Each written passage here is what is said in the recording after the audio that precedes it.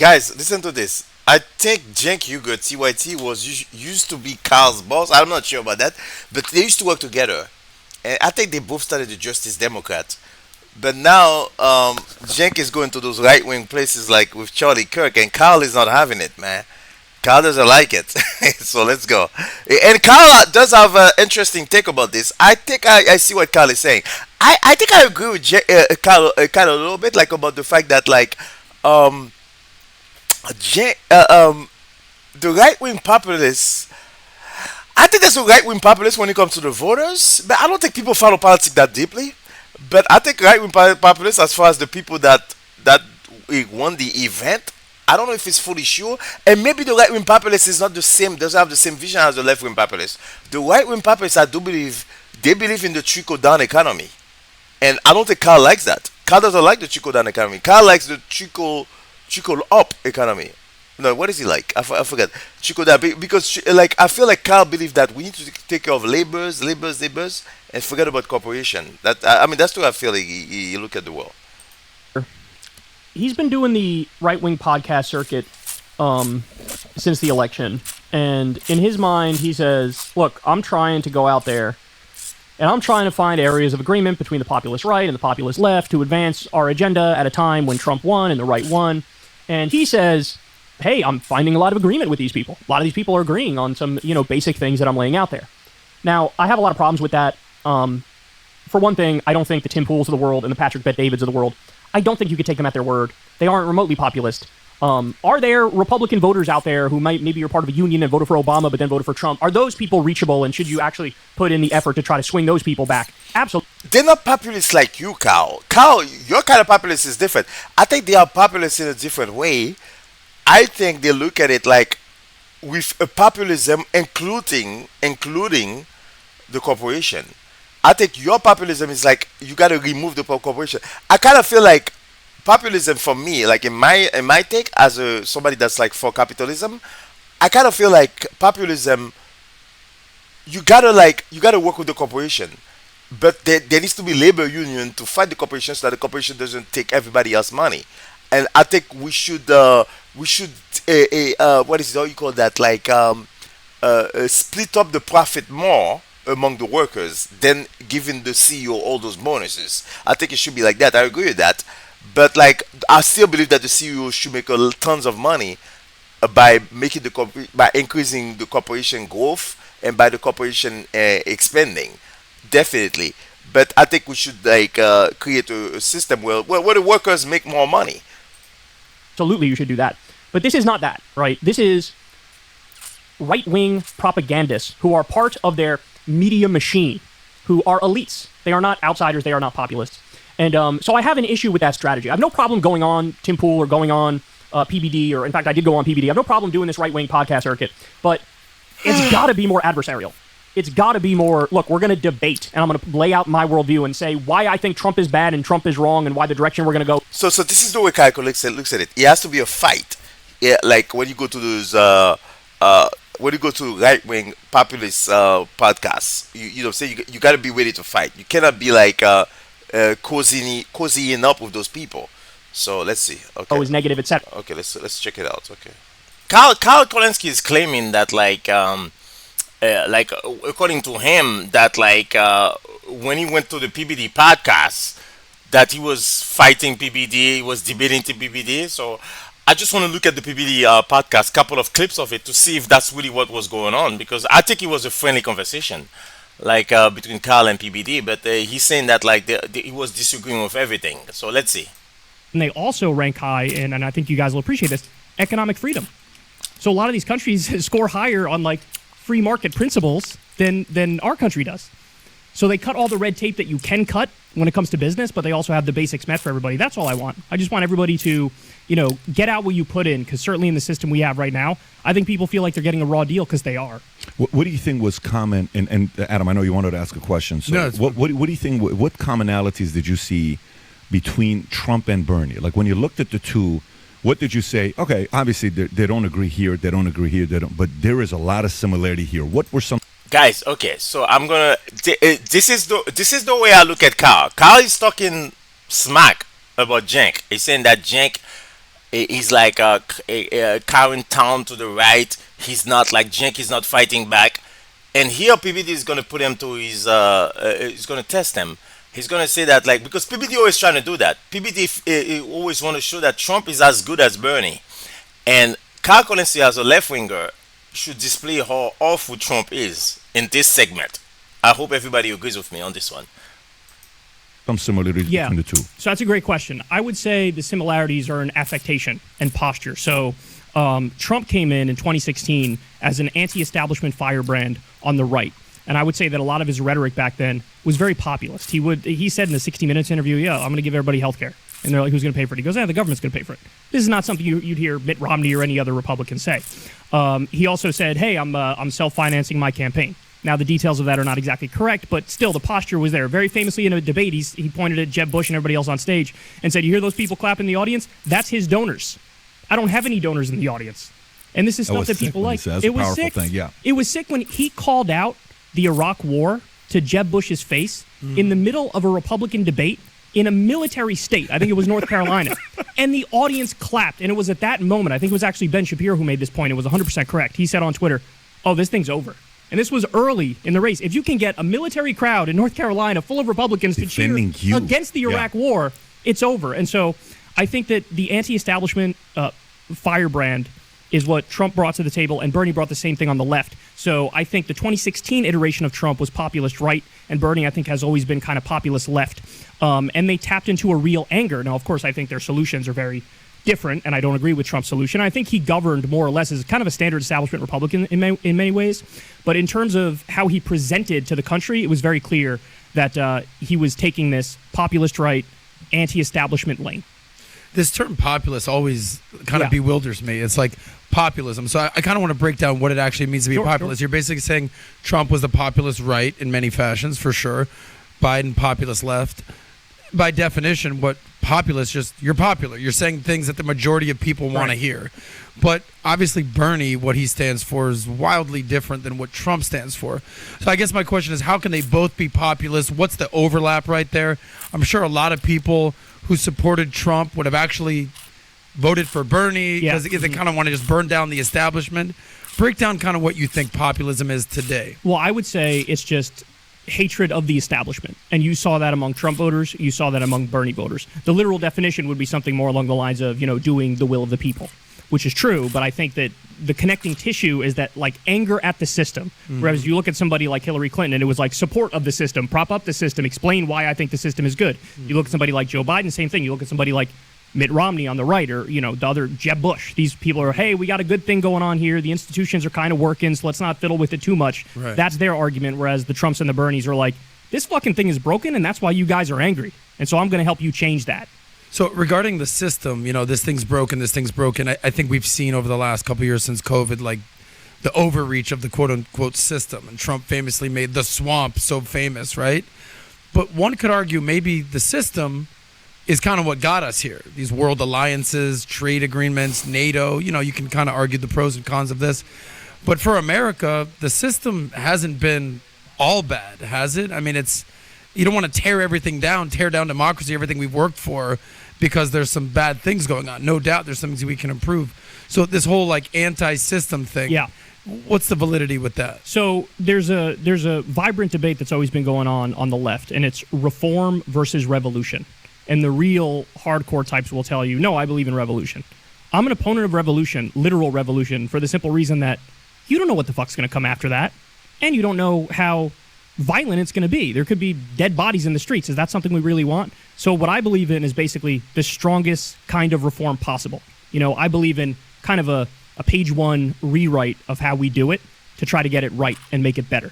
So I hope that answers your question. So let me ask this. Sure. So sell me the dream on your right. So basically, like this is a very good podcast with PBD. PBD is no joke, man, because it's like a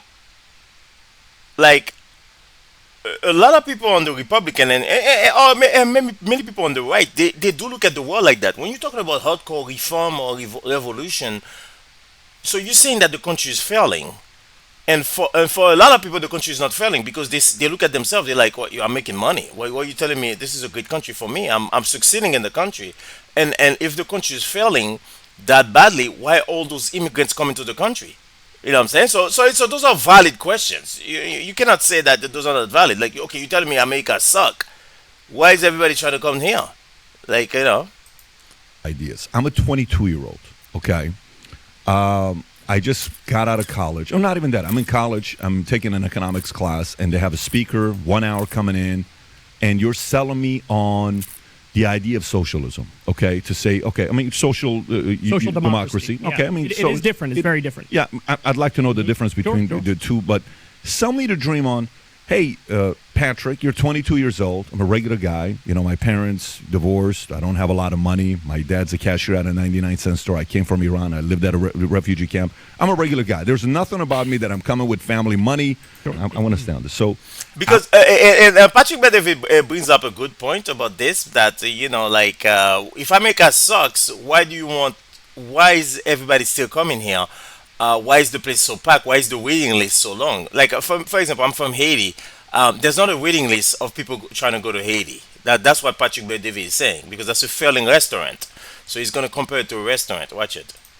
I want to go to the 22-year-old and selling the dream to this kid. So going back to it, I don't know who we had here on the podcast, but somebody recommends a restaurant to you. How do you and I judge a restaurant at noon? Like, let's say, hey, you know what? I've never been to Rifle before. Let's go there to eat for lunch. How do you and I judge a great restaurant? How the food tastes, how the atmosphere is. And then, okay, so the atmosphere meaning what? If the place is packed at noon and there's 100 people there and 20 people waiting to get inside, they're doing something right, okay? If you and I go to a restaurant at night and you're like, there's a restaurant in L.A., Rafi's Place, I go there all the time. If you go there on Mother's Day, it's a 3-hour wait, okay? Every day it's busy. It doesn't matter when you go there, right? If anybody says anything bad about the restaurant, like to say, well, my thing is I want to make this restaurant better because I think this restaurant can do, if they put the chairs this way and it's not fair to the fact that the employees and the busboys and da-da-da-da-da. And I'm like, yeah, dude, but it's a good restaurant. But it's not a good restaurant because you and I have an opinion that's a good restaurant. It's a good restaurant because it's always flipping packed, right? So if America was, and I know this is a random analogy I'm using, but if America was a restaurant, America is so packed and it's got a waiting list that if it's so bad with the existing ideas that it has, why do so many people still want to come here and not anywhere else? Well, there's a very simple answer to that question, which is if you look at the places that a lot of these people are fleeing, they've been absolutely obliterated. They've been destroyed. So a lot of these countries have been ravaged by the drug war, whether it's, I think in Honduras, I read a fact a couple years ago, in Honduras, there's more violence than there was in Iraq at the peak of the Iraq war. So it's a pretty crazy place. I'm going to try to flee that. Yeah. I don't know about you. I'm trying to flee that. I'm going to try to take care of my kids.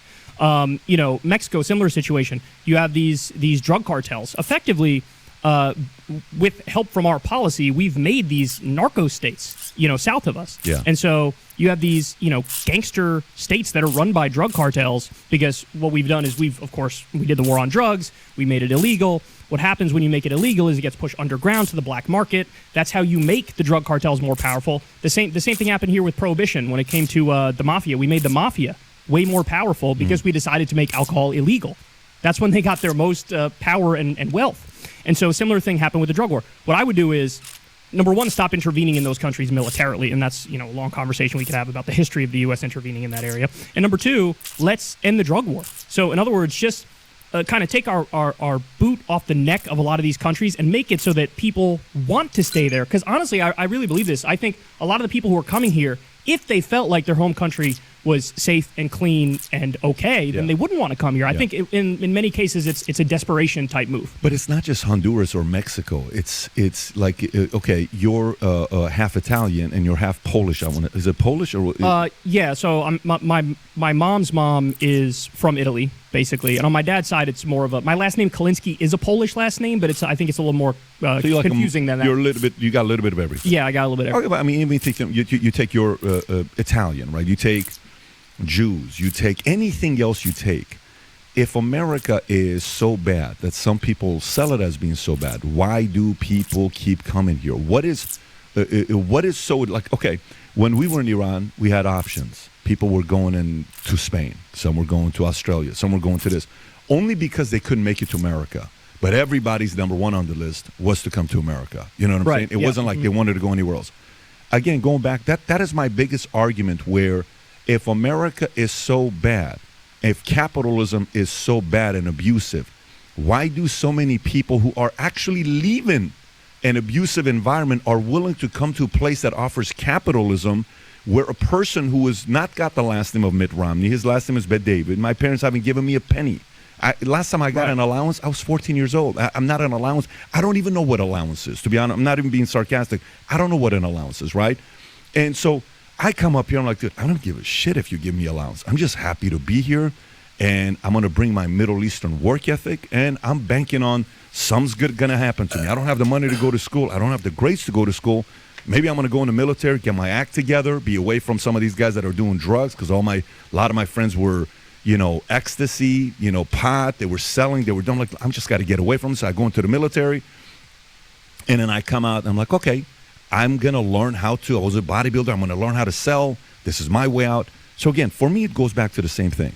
If socialism or social democracy is so amazing, why don't people go to those countries first before they come here? Well, so I would say, number one, there is a refugee crisis in a lot of those countries. There are people kind of pouring into those countries. But number two, I think we're talking about those economies are smaller, and those are smaller countries. For some reason, the social democracy are smaller countries. That's one of the reasons too. a little bit past each other, because I wouldn't say America's bad.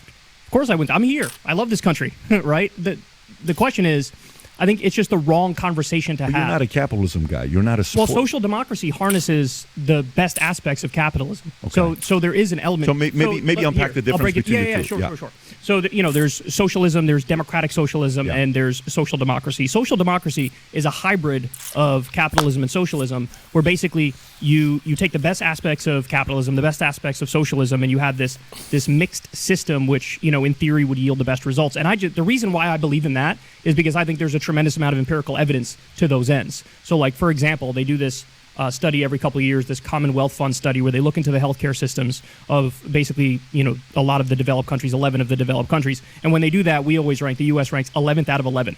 So we're doing worst on that front. So now when it comes to the issue of capitalism, look, I can make the argument for you here. When you look at, for example, the cars that came out of the Soviet Union, they were abysmal. They were made by one government agency. There was no competition, so you didn't get a better product at a lower price. And that's what I'm trying to avoid, which is why I believe in something like social democracy, because you can still have, particularly when it comes to consumer goods, I think it's good to have competition. I think it's good to try to get the best price with the best product and compete. In fact, I believe in, and I'm curious if you would agree with this, I think we really need to start doing antitrust action again. I think we should do anti-monopoly stuff again, because when a business becomes a monopoly, what do you get? Higher prices, worse product. And so you need to break them up, just like Teddy Roosevelt did, to get it to the point where you have more competition and you can harness the best aspects of capitalism.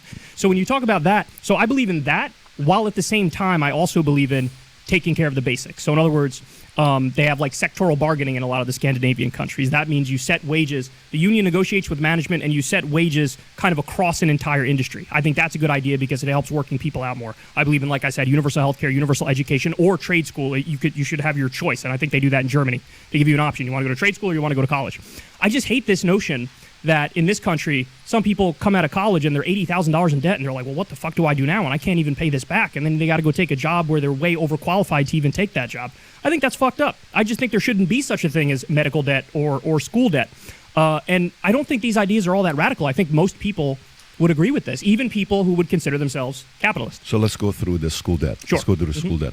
So who caused that? Like, meaning, how did we get here? Because 40 years ago, college wasn't that expensive. If you look at the numbers of 40 years ago versus today, I think inflation, CPI is 220% in the last 40 years. Since 1970 or 1980, I think it's 1970. And then cost of college education has gone up 1,200%. CPI 220%, inflation 1,200%. How do we get to a point where college has become a business? It's no longer like what it once was started for. Yeah, well, college was free or nearly free in California, and then Ronald Reagan came in and took that away. So it really is a matter of priorities. I think this is something that honestly should be fully nationalized. I think we should have a fully nationalized education system, trade school system. I think this is one of those areas where we've kind of experimented with the free market, and the results have been disastrous in the same way that I think for-profit health insurance companies are basically just a legalized mafia that's in between you and your doctor where they take their cut and they price gouge you. That's not every industry that would fall into that category. I think there are many industries where capitalism and competition works out for the better for people. Yeah. This is just not one of those industries, and I think the evidence bears that out. So nationalized college. So I guess the question goes back to the following: if I got $1 billion, and you have a choice between giving $1 billion to free enterprise, okay, let's give $1 billion to Elon. Let's give $1 billion to Musk. I'm sorry, to. Oh my God! This is like a Elon Musk. We are like an Elon Musk fan over here. This was, by the way, this was way back, right? And PBD was already a fan of Elon Musk. This was way before the election. So you see, like, and now Kulinski is even more angry at Elon Musk. The hatred of Kulinski against Elon Musk has been going and going, nice and slowly, kind of like a virus. To Bezos, let's give $1 billion to whoever that's in the free market. Take any of the top 200 guys that made it from zero to there. Okay, give $1 billion to them, versus giving $1 billion to the U.S. government and say, here, go see what you can do with $1 billion. Who do you trust will do more with that $1 billion?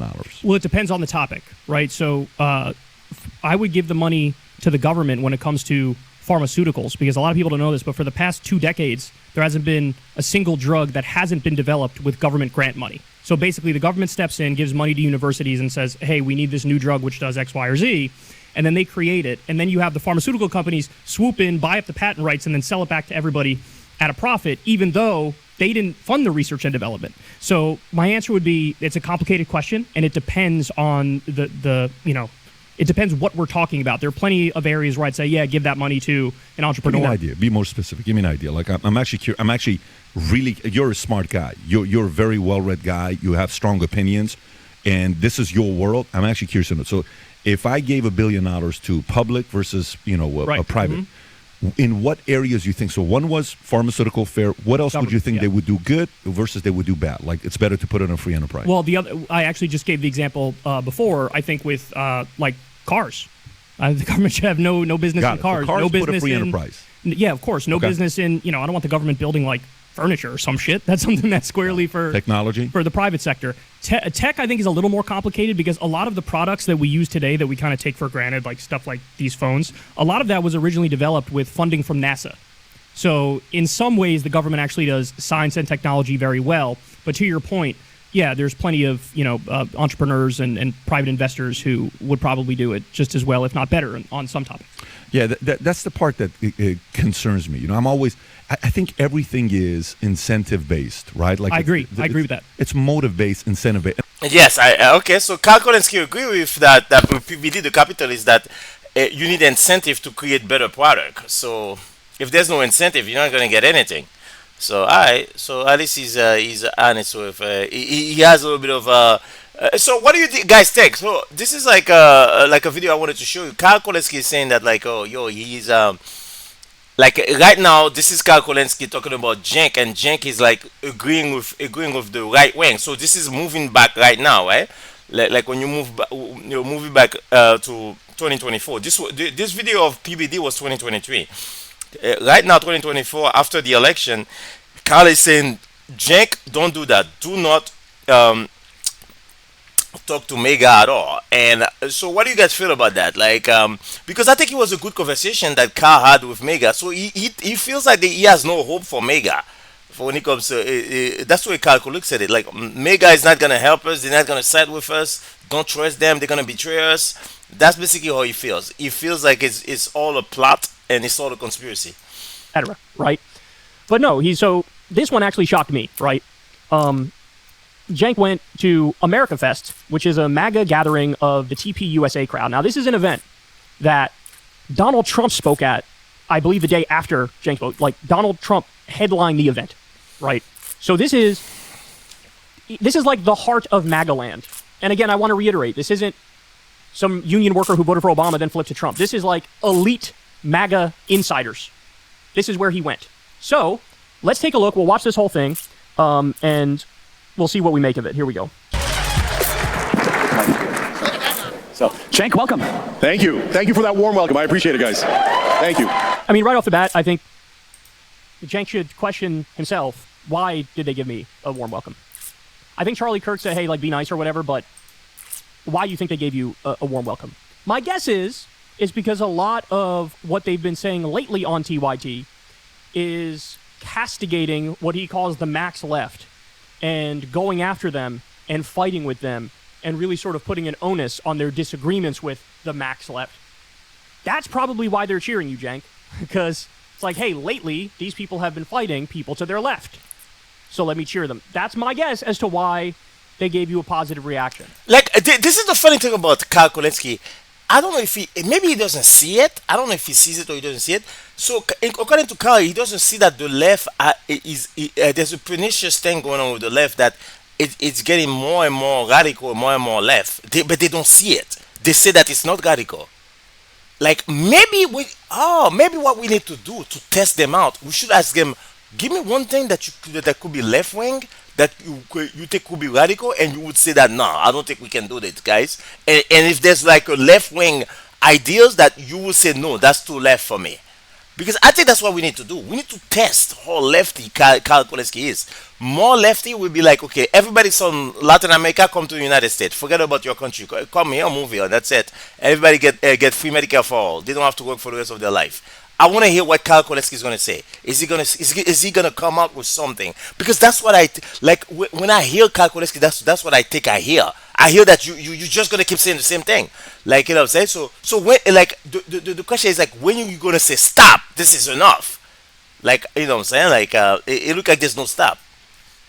So All it right, would never happen. Cenk, the spirit of inviting you is that there's some confusion of these divides of right versus left, populist versus corporatist. I guess a good opening would be, as a man in the progressive movement, as one of the leaders of the progressive movement, what do you make of this last year, the state of the Democrat Party, and kind of American politics from the more progressive left perspective?